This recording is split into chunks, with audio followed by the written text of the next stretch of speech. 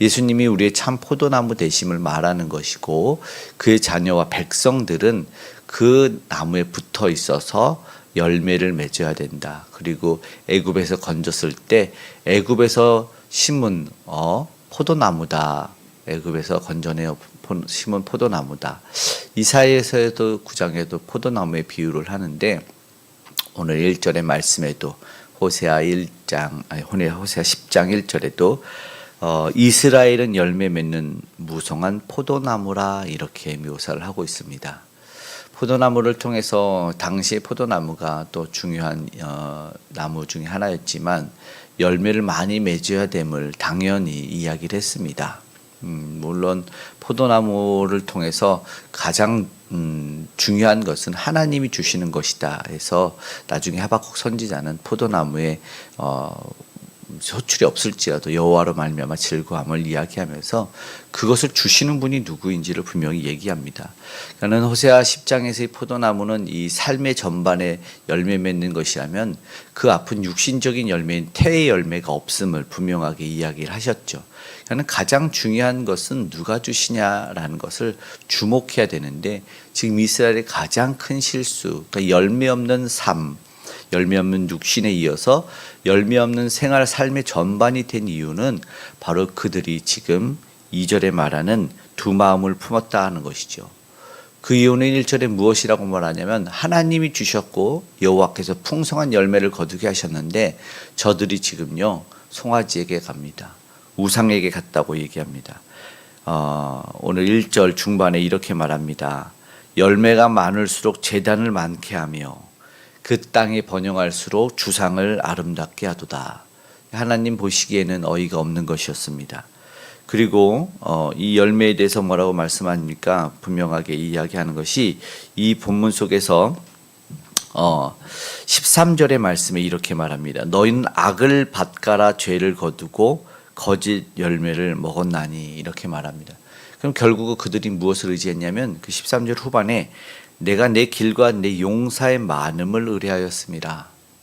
우리는 어떤 분을 의지하고 의뢰해야 되는지를 분명히 알고 있는데 근데 이게 우리보다 사실은 이스라엘 백성들이 더 잘하는 이야기였습니다.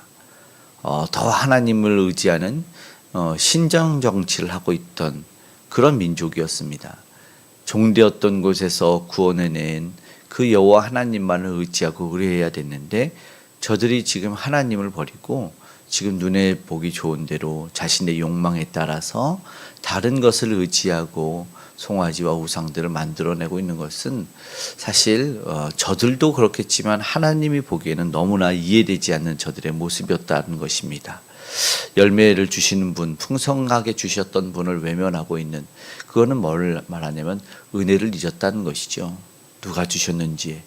그리고 그를 하나님은 이건 너무 이상하다. 너희는 두 마음이다 라는 것이죠. 이것은요 열매의 문제가 아니라 깨어진 하나님과의 관계의 문제다라는 것입니다. 오늘 우리도 삶을 한번 되돌아보고 신앙을 되돌아보고 열매가 없다는 것은 우리가 다시 한번 하나님과의 관계의 점검을 해야 된다는 것입니다. 우리는 얻기를 원하고 받기를 원하고 치유와 나음을 회복을 원합니다. 그러나 정말 중요한 하나님과의 관계 그것을 회복시켜줄 온전한 문제의 해답이신 예수 그리스도를 배제하고 그것을 찾기 위해서 노력하는 모습은 안타까운 모습이라는 것이죠. 진짜 책이 육성 목사님과 김용희 선교사님의 이 공동 저자 이 오직 예수 그리스도라는 책이 있는데 그 위에 소 타이틀의 책 상단에 보면은 모든 문제의 답은 이렇게 되어 있습니다.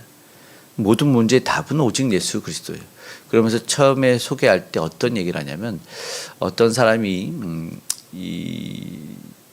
캘리포니아에 있는 이 버클리 제일교회 담임 목사였던 분이 이제 총장님이셨는데 그분이 담임 목회를 하고 있었을 때 한 분이 찾아와서 자기한테 5분만 시간을 내달라. 나는 사회적으로 이 명성이 있고 저명한 성공한 사람인데 한 5분 정도 예수에 대해서 얘기를 하고 싶다. 얘기를 하는 거예요. 그래서 얘기를 이제 하자 해서 5분의 시간을 그에게 얘기를 하자고 했더니 사실 자신의 아내가 이 교회를 다니고 있는데 저녁 식사만 되면은 그 식탁에서 예수 그리스도에 대해서 이야기를 하는데 자기가 사실 할 말이 없다는 거예요. 뭔가 대화가 주고받았으면 좋겠는데 내가 대화를 잘 못하니까 나에게 한 5분만 예수가 누군지 요점만 말해달라 이렇게 말했다는 거예요. 그래서 자신이 이제 이 리버튼 교수님인데 내가 사실은 이게 잘 설명할 수는 없을 텐데 요점만 말할 수는 없을 텐데 내가 이분에 대해서 말하면 그냥 당신은 삶이 변할 것이고 모든 관점이 변해서 지금까지 봤던 당신의 물질, 당신의 건강, 명성, 지위 모든 것이 변하게 될 것입니다.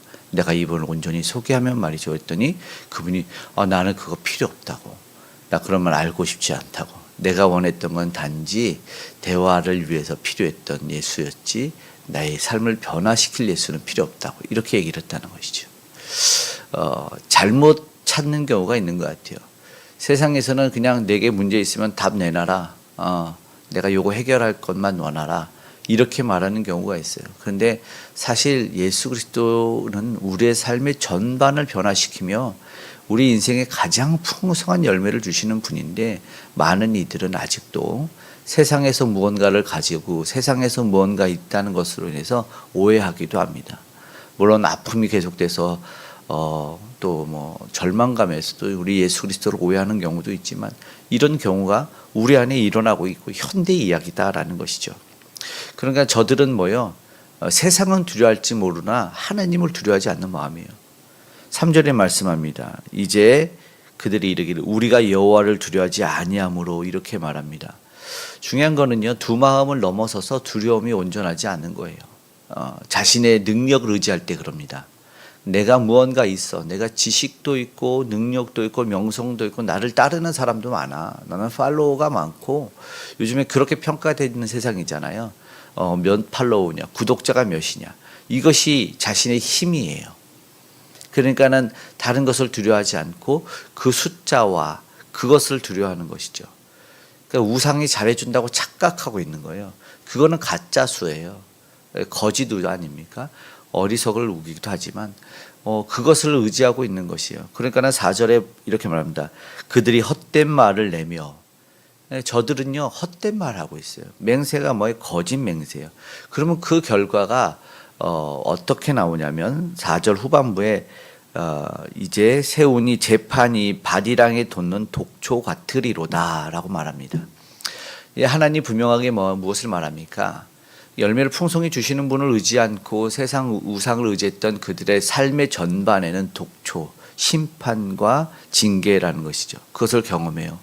그런데 우리가 잘 알지만 하나님이 계속해서 경고의 메시지 속 이후에 등장하는 것은 회복의 메시지입니다. 계속 이야기하는 것이 회복을 위한 하나님의 노력이죠. 5절에서부터 쭉 보면요. 결국 하나님은 그 근원을 파괴시키겠다는 것이죠. 5절에는 그 송아지로 말미암아 너희는 슬퍼하고 제사장의 영광이 떠나고 그걸 어떻게 하신대요? 하나님이 그 송아지는요. 야렙 왕에게 준대요. 아수르 왕에게 주신다는 예언을 하십니다. 7절에 사마리아 왕 거품같이 망하고 8절에도 말하는 것은 산당은 파괴될 것이다. 그렇게 이야기를 합니다. 하나님은요 그 근원을 부숴내길 원해요. 우리는 그걸 되게 아쉬워하는 경우들이 있어요. 그러나 우리가 보면은 하나님을 제대로 만났을 때 그것을 불질러 태워 없앱니다.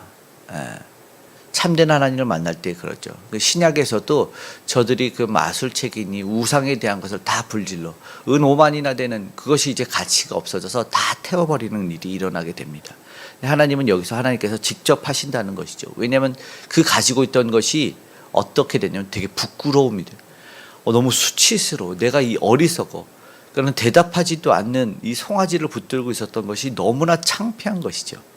어리석을 맺겠다. 예수 그리스도를 온전히 만난다면 변한다는 말씀은 어떤 변화가 있냐면 이게 눈이 밝아지는 것과 같아요. 이것은 예수님을 만났을 때 그 빛이 너무나 강렬해서 눈이 어뒀던 사울의 모습, 그리고 바울은 눈이 다시 떠진 사람이에요. 하나님을 바로 보게 됐을 때 이전의 어리석음을 깨닫고 뭘 깨달았냐면 아담과 하와가 범죄했던 것처럼 벌거벗었음을 알아요. 그때 부끄러움과 수치를 깨닫게 되는 것이죠. 그렇게 됩니다. 그래서 지금까지 죄를 지었다라고 9절에서부터 이 9장에 말했던 그 기브아 시대 그것을 다시 얘기한다고 말씀을 어제 드렸는데 이스라엘아 내가 기브아 시대로부터 범죄하더니 지금까지 죄를 짓는구나 이렇게 말합니다. 그들이 아직도 해결되지 않았습니다. 왜 동족을 죽여야 됐는지 그 죄 때문이었습니다. 그 죄의 원인이 뭐였는지 당장 저 행음한 베냐민 지파를 혼내키면 되는 줄 알았지만 사실은 그 근원에 앞서가면 어떤 문제가 있었습니까? 레위인이 첩을 두는 문제가 있었어요.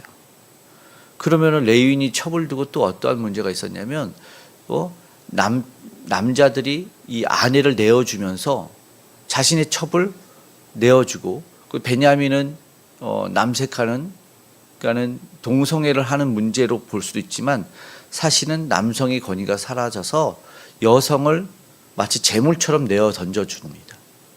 그러니까는 이 제사장 그리고 남성 그런 모습들이 완전히 깨어진 모습들을 그려내고 있는 모습을 보여주고 있는 그때부터 시작됐다라고 말합니다.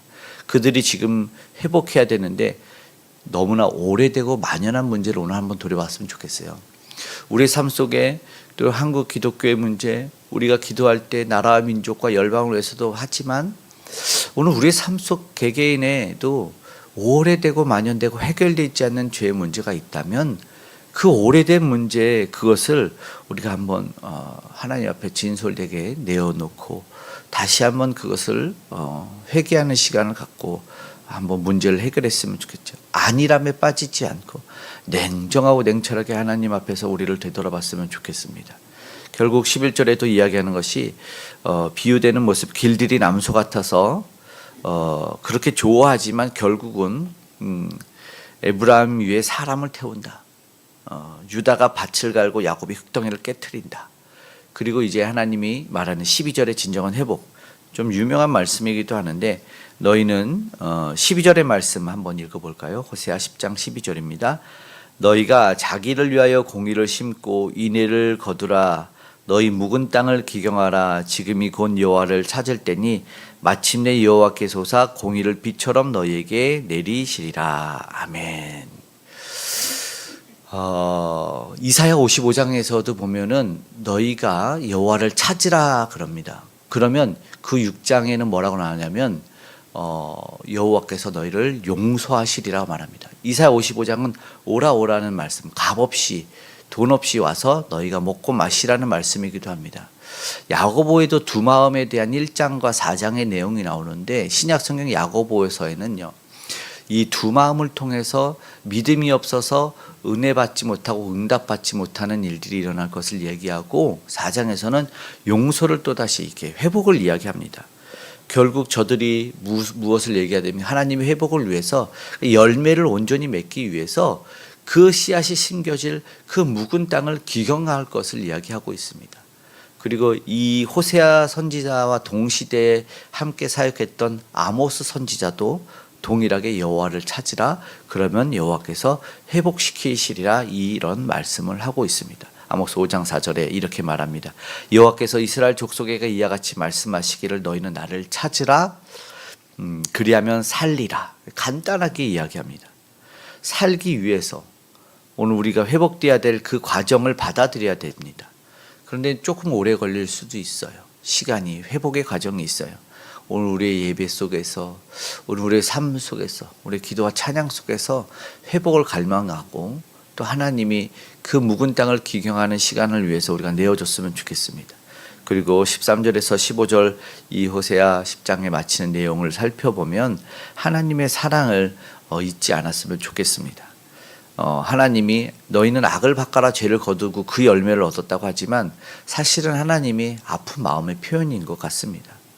경작은 무슨 말이냐면 뿌린 대로 거두는 거예요. 너희가 왜 심판받고 있냐면 너희가 죄와 악을 뿌렸기 때문이다 라는 이야기를 하는 것이죠. 4절에 말한 독초를 거두는 이유도 마찬가지. 너희들이 욕망을 뿌렸기 때문에 너희들이 입에 좋은 대로 원하는 것만 찾았기 때문에 너희들이 지금 아픈 거다라는 거예요. 우리가 배탈이 났을 때 그렇지 않습니까? 무언을 과하게 먹었거나 좀 찬 거를 먹었거나 그리고 그거는 이제 일시적인 배탈이지만 몸에 아픔이 올 때 보면 안 좋은 것을 꾸준히 먹었을 때는 큰 암도 오고 질병도 오는 경우가 있어요. 그 무엇이냐면 그것을 그대로 먹고 그것이 나타난다는 것이죠. 이미 장기와 몸에 영향이 있는 거예요. 그래서 건강에 영향이 생기기 때문에 오늘 우리는 무엇을 해야 되냐면 마치 아픈 이들이 약을 먹고 엎드려 식생활을 개선하듯이 우리도 엎드려서 신앙을 개선해야 될 때가 됐다는 것이죠. 그래야지 건강이라는 열매, 삶의 풍성한 열매를 거둘 수 있기 때문이다라는 것이죠. 안위를 떨어버리고 다시 한번 오늘 우리에게 참된 열매를 풍성히 주시는 예수 안에서 온전히 거하고 그분이 내 안에 거할 수 있도록 우리의 묵은 땅을 굳은 마음과 생각을 내려놓고 좋은 열매를 거두기를 소망했으면 좋겠습니다. 하나님 풍성한 열매를 기대하는 우리 삶, 우리 교회와 나라 민족 되기를 소망합니다. 아멘.